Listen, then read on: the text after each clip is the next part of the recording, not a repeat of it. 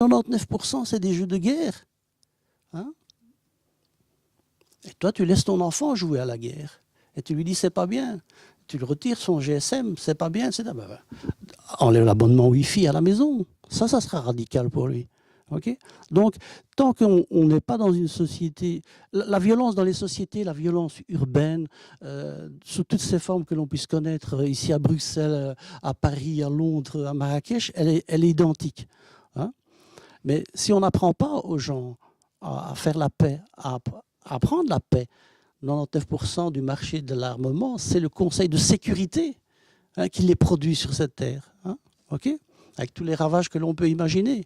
Okay, si on n'apprend, nous, pas à nos gosses, hein, la paix, et surtout une valeur, avant d'être militant des droits de l'homme, avant de défendre l'islamophobie, avant de défendre l'homophobie ou l'antisémitisme, je suis d'abord animé par la lutte contre l'injustice. Hein, et c'est ça qu'il faut apprendre aux enfants. C'est apprendre à leur faire la paix. Et il n'y a pas d'injustice quand un homme frappe une femme, quand un père frappe un enfant, quand 10 frappe un, etc., etc. Et ça, malheureusement, on n'a aucune éducation structurée qui permette ça, si ce n'est le parent à transmettre ces valeurs-là à leurs enfants. C'est pour ça que mes 6 enfants ne sont pas partis en Syrie, je pense. Et je n'ai rien vu venir. Moi, je suis d'une génération où j'étais préoccupé par la délinquance et la drogue. Je ne m'occupais pas de la formation, de ce qui se passait dans les mosquées, etc. Ma préoccupation quand mes enfants sortent dans la rue, c'était ça. Et Dieu merci, ils ont tous des études supérieures et ils travaillent. Et ils ont aujourd'hui ils maîtrisent 4 langues. Mais c'est un investissement journalier qu'il faut. Je dis souvent à mes amis, j'ai grandi avec mes enfants. J'ai grandi avec mes enfants, je vais au snack avec eux, je vais à la piscine avec eux, je vais les supporter dans des matchs, comme mon père. Hein, il venait en djellaba avec les petits gars du quartier, avec les vieux du quartier, et aller crossing. Mais ça faisait plaisir aux enfants. Tu vois, enfin, je pense que j'ai... Merci. Julie ? Je ne vais pas parler des capsules d'iode. Moi, je voulais aussi clarifier par rapport à ma présentation. Donc moi, j'ai un profil, je travaille sur l'antiracisme, donc évidemment, je parle de ce que je connais et c'était plus par rapport à l'instrumentalisation des politiques, du contexte, comme ça l'a été dit, et essayer de montrer justement comment le contexte post-attentat justifie et aide à une discrimination accrue. Et bien sûr, ça ne veut pas dire qu'il ne faut pas lutter en interne, en intracommunautaire, sur des problèmes qui sont très graves. Moi-même, en intracommunautaire, je travaille beaucoup sur les places des femmes dans l'intracommunautaire, la situation des femmes qui est extrêmement problématique. Donc ce n'est pas parce que j'ai une analyse du contexte niveau antiraciste que je nie aussi qu'il y a des problèmes en intracommunautaire. Et surtout, tout groupe a ses problèmes, sévères ou moins sévères, mais ça ne peut pas conditionner l'accès à certains droits, dans une certaine mesure, évidemment. Et c'est ça parfois qu'on a l'impression, s'il y a une surfocalisation des problèmes des musulmans, qui justifie parfois justement la discrimination, qui justifie qu'on s'ingère dans leurs affaires sans leur demander même leur avis. Et donc là, je pense qu'il y a vraiment un problème. Il ne faut pas que ce soit conditionné et que tout le groupe également soit essentialisé. Évidemment, il y a des problèmes chez certaines personnes, dans certains discours, chez certains imams, mais ce n'est pas tous les musulmans qui sont divers et variés qui doivent en payer le prix de la société. Et c'est là aussi que je pense que l'islamophobie, nous, c'est quelque chose qu'on utilise au-delà même de la notion de peur. On sait que sémantiquement, ça veut dire ce que ça veut dire. Il y a différentes manifestations de l'islamophobie. Elles ne sont pas toutes à sanctionner pénalement. Et je pense que ça, beaucoup d'organisations s'accordent sur le fait que c'est un tout. C'est un cadre qui permet d'analyser les discours essentialisants d'un certain groupe et l'impact des politiques et des législations sur ce groupe. Et c'est là aussi l'objet de mon discours, c'était vraiment de montrer comment des discours et la façon dont on portrait un certain groupe et qu'on l'essentialise a un impact sur sa vie au jour le jour. et pas seulement de façon individuelle, mais aussi au niveau des politiques, etc. Et parfois même, voilà, dans des politiques, la discrimination est légalisée. Donc là, comment on se bat contre ça là, voilà. Donc c'était un peu des clarifications que je voulais faire. Et bien sûr, sur la prévention de la radicalisation, donc, je vais juste réitérer, je ne sais pas s'il y a quelque chose peut-être que j'ai manqué, mais l'idée, c'est de vraiment faire confiance aux musulmans là-dessus. C'est-à-dire qu'il peut y avoir des problèmes de radicalisation en intracommunautaire, mais il faut pouvoir faire confiance aux communautés pour trouver les solutions. Éviter le deux poids, deux mesures, et ça je l'ai déjà dit. On a tendance à regarder aujourd'hui uniquement la radicalisation chez les musulmans. Qu'en est-il de la radicalisation d'extrême droite, qui arrive à des niveaux de pouvoir aujourd'hui qui n'a rien à voir avec les musulmans, enfin les communautés musulmanes n'ont pas ce niveau de pouvoir aujourd'hui et cette possibilité d'impacter sur la société. On voit en Italie, le parti d'extrême droite est passé au pouvoir, en Autriche aussi. Et ils ont des discours extrêmement problématiques qui sont à la limite et parfois qui dépassent la limite de l'incitation à la haine, mais on ne fait rien. Et donc là, je pense que c'est aussi un terreau de radicalisation pour les gens, les jeunes discriminés. C'est-à-dire, nous, on s'acharne sur nous, on nous prend pour des écervelés, on ne nous fait pas confiance, on ne nous donne pas notre place dans la société, et à côté, on laisse des gens atteindre le pouvoir et continuer à nous taper dessus en toute impunité. Et je pense que voilà, là est réellement le problème, sans bien sûr remettre en question le fait qu'il faut pouvoir agir dans les communautés musulmanes également. J'espère que j'étais un peu plus claire. Bien. D'abord, autant que de besoin, une clarification. Abou Youssouf le sait, sur le plan personnel, je l'apprécie énormément et donc ça n'est certainement pas moi qui vais faire obstacle à la production d'un discours alternatif qu'il promeut puisque je passe mon temps à en faire la publicité. La question n'est pas là. La question pour moi, elle est principielle. Qui a quelle compétence ? C'est celui qui a la compétence de faire X qui doit faire X et pas quelqu'un d'autre. Je dis, moi, que la production d'un discours dogmatique avec bifurcation sur ce que serait le bon dogme, c'est quelque chose qu'il ne revient pas à l'État et au pouvoir public de déterminer, d'une part.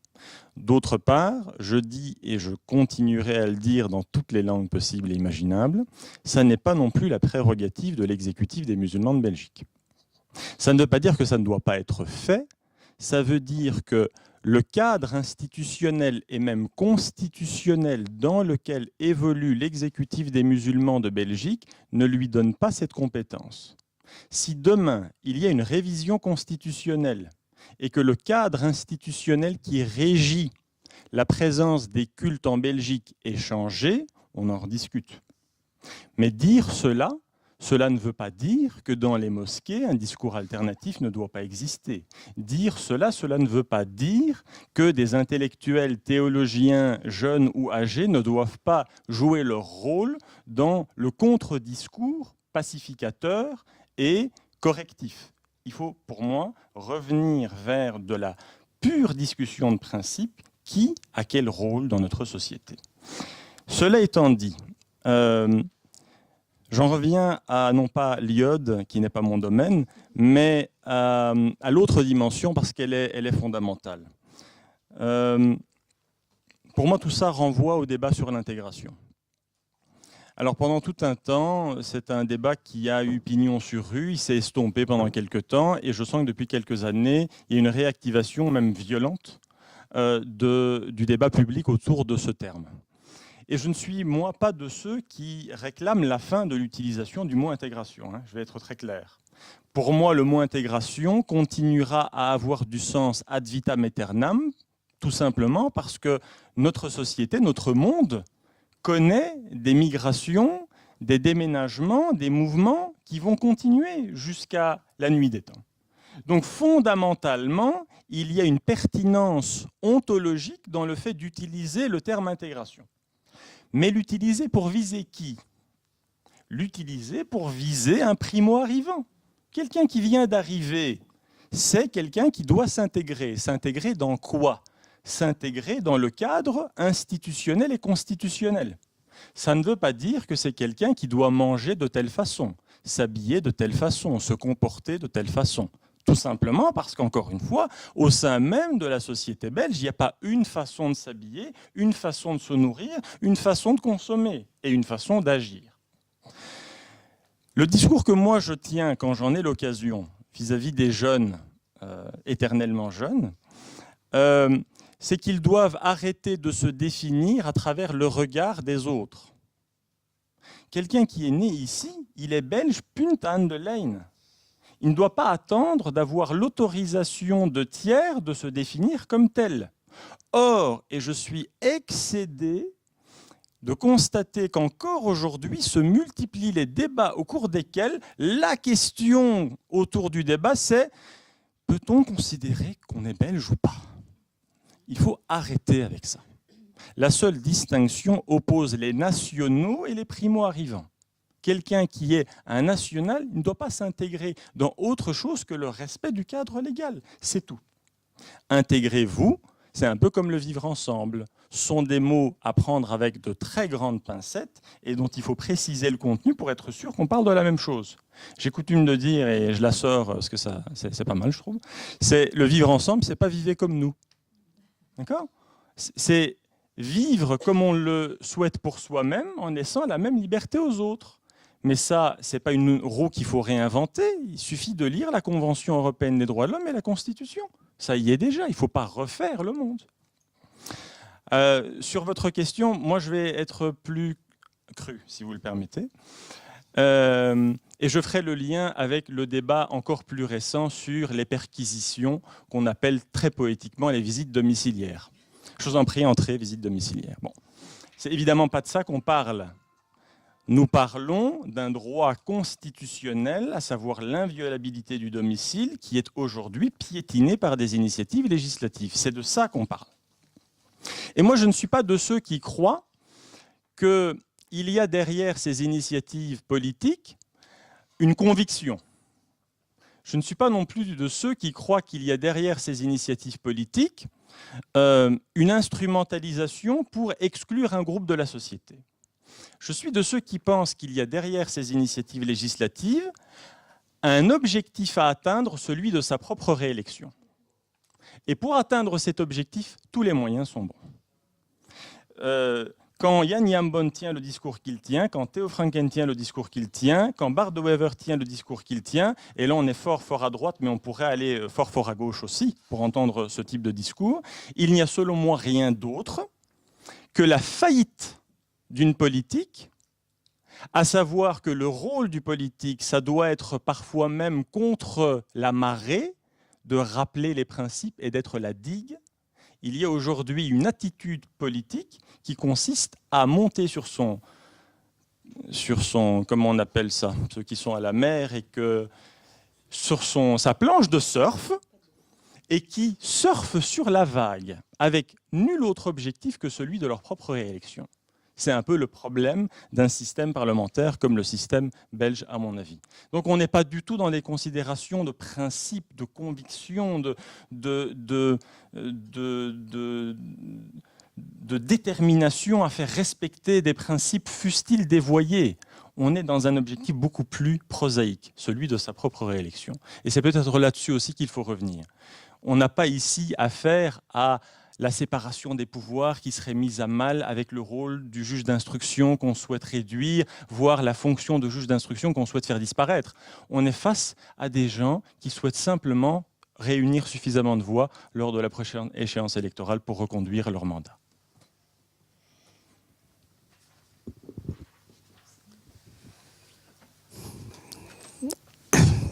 Juste une seule question, donc c'est une seule réponse que je dois... Qu'est-ce que je dois dire à ces jeunes-là? Le discours que j'entretiens honnêtement avec ces jeunes-là, c'est de garder l'espoir. Pour moi, le grand problème d'une personne, quand il perd l'espoir, et en tant que religieux, honnêtement, j'emploie les versets coraniques qui appellent le musulman à garder espoir même s'il tombe dans le péché. Donc, se repentir et ainsi de suite. Et si on est dans des situations actuellement, quand vous avez un peu parlé, comme la sœur a parlé, l'émergence d'un discours islamophobe, d'un discours des fois même à la limite du racisme, extrême droite, etc. C'est comme le frère a parlé, ça démontre qu'il y a une faillite aussi au sein des élites ici, de présenter un modèle.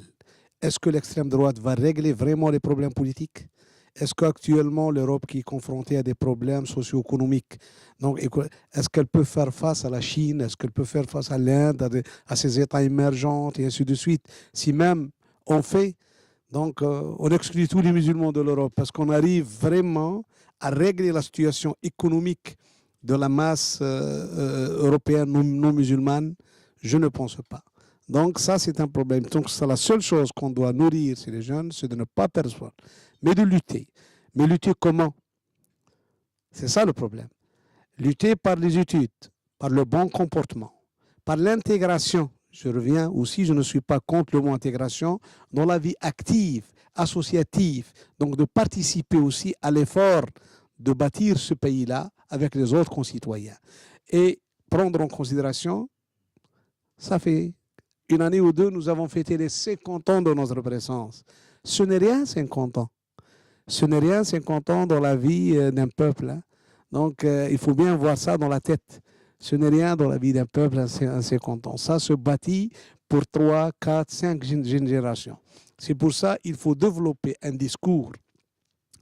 Et un discours donc, religieux musulman, tolérant, qui pousse aussi nos jeunes à vivre tranquillement et sain d'esprit, en conscience tranquille, leur islam ici dans ce pays-là, tout en étant en harmonie avec les autres composantes de notre peuple et de notre pays. C'est ça qu'il faut essayer d'inclure à nos enfants. Et leur montrer, vous allez où? Les gens traversent la mer et meurent en mer pour y venir ici. Vous allez où? Quelle est l'alternative? Ça, c'est une question aussi, parce que quand on est jeune, on croit changer le monde. On croit changer le monde. Il dit, écoutez, arrête, mais tu vas où? Essaye de voir la réalité en face. Et en voyant la réalité en face, on finira par comprendre beaucoup de choses. Merci. Merci beaucoup. Alors, on a encore un petit peu de temps pour prendre d'autres questions, Nejma. Et puis...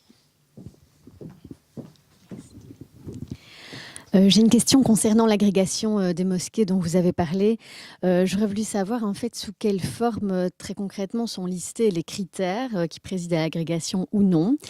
Si l'agrégation est donnée à une mosquée en tant que lieu ou à un imam en tant que personne, si ce cahier de charge est consultable par tous ou non, s'il est modifiable et par qui est considéré comme légitime pour modifier ce cahier de charge et quelle est la représentativité en fait des personnes qui établissent ces critères et qui éventuellement donc peuvent les modifier.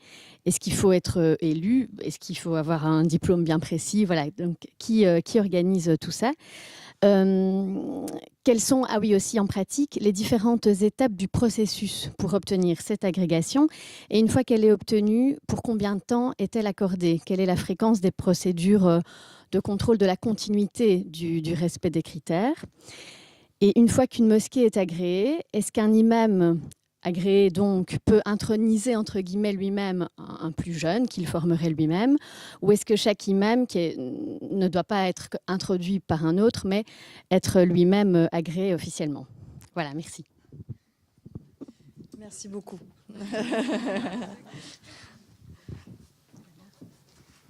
Merci. Donc moi, en fait, je voulais un petit peu situer le débat par rapport donc à la question musulmane que j'essaye en principe d'éviter parce que je trouve qu'à l'heure actuelle, on devrait parler, comme vous l'avez très bien dit, de citoyens et de Belges pour ce qui concerne la Belgique. Et en fait, donc, je voudrais un petit peu situer donc le débat entre individu et société. Et prendre le parti de la société contemporaine. Et donc, je vais essayer un petit peu d'expliquer. Donc, quand on parle de musulmans, de quoi parlons-nous d'abord? Est-ce qu'on parle d'une religion? Est-ce qu'on parle d'une identité? Ça, nous l'avons bien explicité donc, là tantôt au débat. Mais la question qui m'interpelle est la suivante, c'est que indépendamment de toutes ces questions donc, qui sont liées à l'islam, donc on a vu le problème de l'institutionnalisation de l'islam, le problème du voile donc, et le problème de l'islamophobie, est-ce qu'il ne faut pas considérer, donc un petit peu, je vais dire, déplacer notre regard sur le citoyen en tant qu'être, en tant que sujet, en tant qu'acteur de société, et laisser aux spécialistes du domaine, ceux qui veulent prendre cette liberté de parler d'islamophobie, de parler de politique, de parler de droit, de parler de jurisprudence. Donc, laisser ces acteurs-là s'exprimer chacun dans leur sphère d'activité et considérer le problème, je n'aime pas dire le problème, mais considérer le sujet en tant qu'être ici et maintenant, situé sociologiquement, situé historiquement, et son rapport, donc le sujet que je ne vais pas nommer ni musulman ni chrétien, le sujet en tant que référent et représentant de son espace. Donc je pense que le débat doit être un petit peu, je ne vais pas dire élevé, parce que je trouve que c'était remarquable ce qui a été dit aujourd'hui. Cette société, elle nous interpelle, mais nous l'interpellons aussi. Elle se questionne, cette société, quand même. Je veux dire, elle est en difficulté. Et donc, le musulman, il a sa place, évidemment, dans ce débat-là. Mais je pense que plus qu'être musulman, il doit être sujet et acteur. Qu'en pensez-vous? Alors, on a encore le temps pour une question, et puis on clôture. Dernière question. Non, j'ai dit que je me censurais. Donc, alors, on en est parti pour 2 heures. Hein, très bien. Bon. Monsieur derrière. Merci. Bonjour et merci à tous pour ces interventions. Alors, ma question, elle s'adresse à tous, mais particulièrement à monsieur Abou Youssouf. Alors, on accuse souvent l'exécutif des musulmans de Belgique de promouvoir un certain islam. D'ailleurs, la semaine dernière, me semble-t-il, il y a eu un article de presse qui accusait clairement l'exécutif et à travers son président, justement, de promouvoir, ou en tout cas d'imposer une certaine doctrine particulière, notamment probablement qui vient d'un certain pays. Et donc, je voulais savoir un petit peu quelle était l'opinion de chacun par rapport à cette promotion d'un islam qui vient d'ailleurs, et aussi qu'est-ce que peut répondre M. Abou Youssouf par rapport à ces accusations qui sont quand même assez gravissimes à mon sens. Merci beaucoup. Ça va m'acquitter dans le plat, mais bien. En règle générale, c'est ma spécialité. Mais alors, ben voilà, donc vous avez des questions très différentes. On refait dans le même. Non, pas dans le même. Pas dans... Tu as raison, il faut varier. Bon, ben, la question un peu plus délicate. J'ai 2 questions. Donc la première concernant la reconnaissance des mosquées et des imams. D'abord, pour la reconnaissance de mosquées, l'ASBL qui tient la mosquée, qui gère la mosquée, doit d'abord être sûre de l'affectation. Donc, elle doit d'abord, parce que la plupart des mosquées étaient des maisons achetées, puis celle qui est un peu à côté, puis on a un peu fait... Et des fois, ce n'est pas chez les instances concernées, c'est toujours des maisons dans les plans. Donc, il n'y a pas de mosquée. Donc, d'abord, l'ASBL doit faire appel à un architecte, faire tout un travail, donc pour que la mosquée devienne. Et puis, c'est les pompiers qui vont venir. Les services de pompiers vont passer. Et l'ASBL doit récolter minimum 500 à 1000 les gens qui sont fidèles de la mosquée. Et qu'on soit clair et net, il ne faut pas de double liste. Tout est contrôlé. Donc, il y a un département des mosquées à l'exécutif qui contrôle les listes. Si on trouve que c'est la même personne avec les mêmes adresses, donc ça, et les comptes et tout ça, les comptes de l'ASBL, tout est... Non? Et elle est déposée à l'exécutif. L'exécutif la dépose à la commune d'abord. Il y a l'avis de la commune.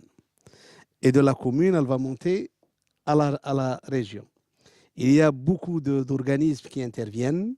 Donc, la Sûreté de l'État, la police fédérale, la police communale, la CITIF, l'ONSS, tout ce qui vient pour y arriver à donner cette reconnaissance qui va prendre un peu du temps.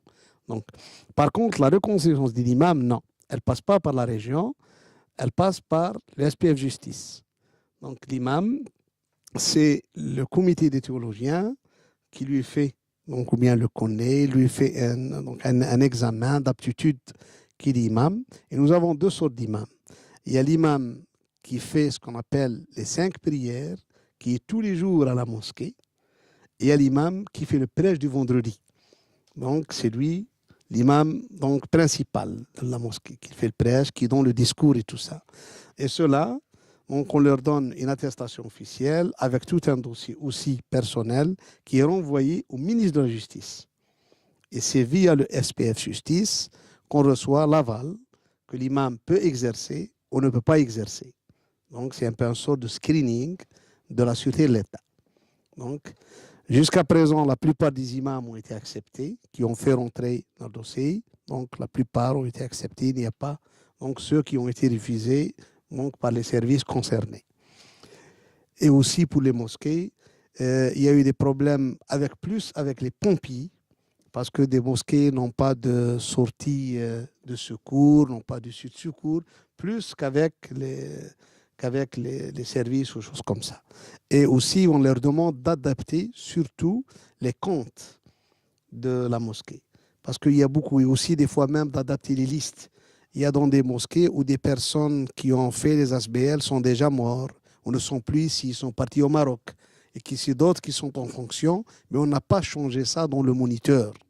Il n'y a pas de changement dans le moniteur et tout ça. Donc ça, c'est des lacunes auxquelles les services concernés demandent aux ASBL de se mettre à jour. Donc, que la personne n'est plus là, ne réside plus en Belgique, il est pensionné au Maroc, ou bien qu'il a déjà quitté ce monde, ça fait des années. Donc, on peut pas. C'est un peu ça ce qui se passe. Donc, ça, ce qu'on met. Si on donne à la mosquée une reconnaissance, c'est une reconnaissance qui n'est pas limitée dans le temps. Mais si la mosquée, donc, il y aura quelque chose qui va porter atteinte, donc à partir de la mosquée, qui portera atteinte donc, à la sécurité du pays, donc la mosquée sera aussi rayée donc, aussi de la liste des mosquées reconnues. La deuxième question, j'ai vu ce que vous avez dit, propager un islam malikite, c'est-à-dire qui vient du Maroc. Je ne lis pas, j'ai vu la liste des signataires dont je respecte, j'en connais 2 ou 3 qui sont des amis, et il aurait dû, parce que nous avons 2 rites ici qui sont très connus. La plupart des Turcs sont du rite hanafite, qui est très connu. Par contre, les Marocains étaient à une certaine époque du rite malikite. Et le problème dans ce qu'on a ici en Belgique, que la plupart des Marocains ne sont plus malikites, ils sont plus hanbalites, salafistes ou bien chiites, qu'on soit clair et net. Il y a 10% ou 5 ou 6% qui sont chiites, donc qui ont opté pour la lecture du chiisme dans l'islam. Par contre, la majorité des autres, c'est plus, ils sont de rite qui n'est pas marocain, parce que la plupart ont appris ici à faire la prière, durant les années 80. Ils ne le faisaient même pas au Maroc. Et c'est pour ça, quand ils l'ont vu à l'époque avec le centre islamique et tout ça, ils se sont hambalisés sous ce pseudonyme de salafiste. Alors le salafisme, en réalité, ce n'est que le rite hambalite qui a changé d'appellation. Donc, qui a changé d'appellation pour se faire donc un peu de la promotion chez les gens, de la publicité. Donc, c'est le rite hambalite. Pourquoi on axe pour faire revenir cette majorité ici à l'école malikite? Parce que l'école malikite, ce n'est pas, et l'école hambalite sont très différents. Vu que l'école malikite est une école connue par ce qu'on appelle les finalités. L'école des finalités. Par contre, dans le hambalisme, il n'y a pas de finalité. Ce qui a posé dans l'islam jusqu'à 5 siècles, entre les années 800 où l'imam Ahmad était né, avec le salafisme qui a évolué vers les années donc, 1030, puis l'époque d'Ibn Taymiyyah, où ça a été discuté, est-ce que le hambalisme est une école juridique ou bien non? Eh bien, beaucoup d'imams dans l'islam n'ont jamais reconnu le hambalisme en tant qu'école juridique. Ils disent c'est une école de gens qu'on appelle transmetteurs de hadith, avec tout ce qu'il y a. Par contre, elle n'a pas les normes d'une école juridique telles que le hanafisme, telles que le shafiisme, telles que le malikisme, ça dans les écoles sunnites. Donc, comme le Maroc, l'Algérie, la Tunisie, donc les peuples ont eu cette école juridique qui était connue, le malikisme. Donc ici, vu que la majorité de la communauté arabophone, elle est marocaine, c'est normal que l'exécutif plaide pour un retour donc, au même islam qui prouve là. Donc, en éloignant la communauté marocaine aussi de l'influence hanbalite, qui est une influence moyen-orientale, saoudienne et ainsi de suite. Et ce qui a fait les jeunes ici, qui sont plus portés vers les fatwas ou à téléphoner à des imams qui ne sont pas d'ici, leur demandant des avis. Est-ce qu'il est permis à une femme, par exemple, qui a des sourcils très forts, juste de couper quelque chose? Non, c'est interdit. Est-ce qu'il est permis de faire ça? Est-ce qu'il est permis de faire ça? Et les autres de là-bas ne s'en résignent pas. Ils donnent des fatwas sans connaître qu'est-ce que ça veut dire les métros. S'il lui dit, j'étais dans le métro, je suis au noir, il ne sait pas qu'est-ce que ça veut dire au noir. Mais oui, il dit, je suis au noir, je n'ai pas de papier, par exemple. Lui, là-bas, il ne connaît pas le noir, qu'est-ce que c'est qu'au noir. Il n'a jamais vu, mais il ose émettre des fatwas à des jeunes qui vivent ici. Donc, ainsi de avoir, s'il lui dit, je prends du chômage, je travaille au noir, il ne sait même pas que ça veut dire. Parce que là-bas, il n'y a ni chômage, ni rien du tout. Donc, c'est un problème de fond. C'est pour ça, l'exécutif, donc, émet dans cette voie. Les gens qui ont, à mon avis, ça, je ne les critique pas. Je vous dis, j'ai des amis parmi eux que je connais, que je dialogue, que je suis avec eux aussi dans d'autres cercles de réflexion. On se voit et tout, ensemble. Mais j'aurais voulu qu'ils posent la question plus il n'y a pas de clergé. Le sunnisme n'est pas de clergé. Le clergé dans le monde sunnite, il a été fait honnêtement par les frères musulmans et les salafistes. Les frères musulmans ont exclu les gens qui ne sont pas frères musulmans. Dans les années 80 et 90, tous les congrès qui se faisaient en Europe, ce n'était que quelqu'un quand il est frère musulman. Si tu n'es pas frère musulman, tu n'es pas invité, tu ne prendras pas la parole. Il faut voir la vérité en face. Et aussi les salafistes. Tous les congrès qui étaient faits par les salafistes à Eindhoven, ici à Bruxelles et tout ça, il n'y a que les têtes salafistes. Celui qui n'est pas salafiste n'est pas. Quand on a fait le conseil de la fatwa européen, on a choisi qui? On a choisi les gens qui tournent dans les frères musulmans. Celui qui n'est pas frère musulman n'est pas dans le conseil de la fatwa, et ainsi de suite. Donc c'est pour ça, ces 30 dernières années, et je l'ai dit plusieurs fois, on a vu un peu l'émergence d'un clergé dans le monde sunnite qui a été fait ou bien par les frères musulmans d'un côté, ou bien par les salafistes. Par contre, c'est le schisme un peu qui a ce problème de clergé, ou bien de ce qu'on appelle d'autorité religieuse ou des références religieuses et tout ça. Par contre, les autres écoles sunnites n'ont jamais développé de clergé proprement dit. Merci.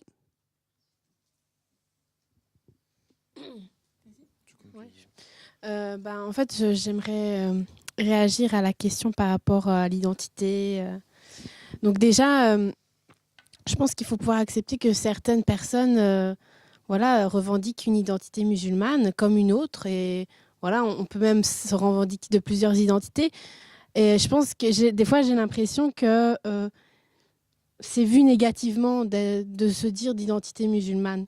Mais je pense que peut-être c'est l'impact que des discours où c'est parce que c'est pas forcément négatif et je pense que c'est peut-être aussi le résultat d'une internalisation de la discrimination mais en tout cas moi personnellement je vois pas comme forcément quelque chose de négatif. Oui, parfois le repli identitaire quand il est crispé sur certains aspects négatifs peut engendrer de mauvaises choses, mais je pense que assumer une identité musulmane parmi d'autres identités qu'on peut avoir, comme je suis française, je vais bientôt être belge normalement, c'est différentes identités que je revendique et qui m'apportent, qui m'enrichissent et je ne vois pas ça forcément comme négatif et je ne vois pas ça en opposition avec le fait que je sois citoyenne également, parce que ça fait de moi une citoyenne avec plusieurs facettes et qui peut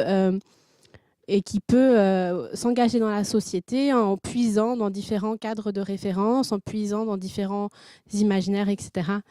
Et je suis d'accord qu'il faut pouvoir s'engager sur des sujets plus larges que juste l'islamophobie ou juste le racisme ou juste le culte musulman quand on est musulman, c'est sûr. Et je pense que ça, c'est un des défis aussi c'est de pouvoir normaliser la présence des musulmans en Europe, en Belgique. C'est pas parce que j'ai un voile sur la tête que quand on m'invite dans les médias, je vais juste parler de discrimination dont je suis affectée ou de l'islamophobie. Et d'ailleurs, j'ai des bons exemples parce qu'à Verviers, on m'a invité plusieurs fois sur des sujets, différents sujets, et c'est pas forcément sur ces sujets-là qu'on m'interroge, et on me met pas dans une case, ce qui n'est pas le cas de tous les médias. Je veux juste dire qu'il y a des bons exemples aussi de médias, et je pense que c'est ça aussi le challenge pour certains jeunes, certains musulmans qui veulent s'engager dans différentes sphères, c'est que parfois on leur renvoie tout le temps cette identité. Et c'est là en fait le problème, c'est qu'on doit choisir de s'identifier comme musulman, on doit choisir que notre identité peut être musulmane. Mais nous la renvoyer sans cesse dans la figure comme une imposition, comme une injonction, c'est là que ça devient problématique, et c'est là que ça peut produire des résultats néfastes. Et je pense qu'il faut pouvoir aussi comprendre que certains jeunes ont du mal, parfois, quand on leur renvoie tout le temps cette identité, qu'on leur demande de se justifier dans différents domaines de la vie, quand on les exclut sur cette base aussi. Et là, il faut pouvoir... Certains peuvent le vivre et arrivent à le dépasser, certains non. Donc je pense qu'il faut pouvoir aussi être bienveillant, construire des endroits bienveillants, des associations comme le CIB qui aident les gens à connaître leurs droits et pouvoir aller de l'avant et avancer.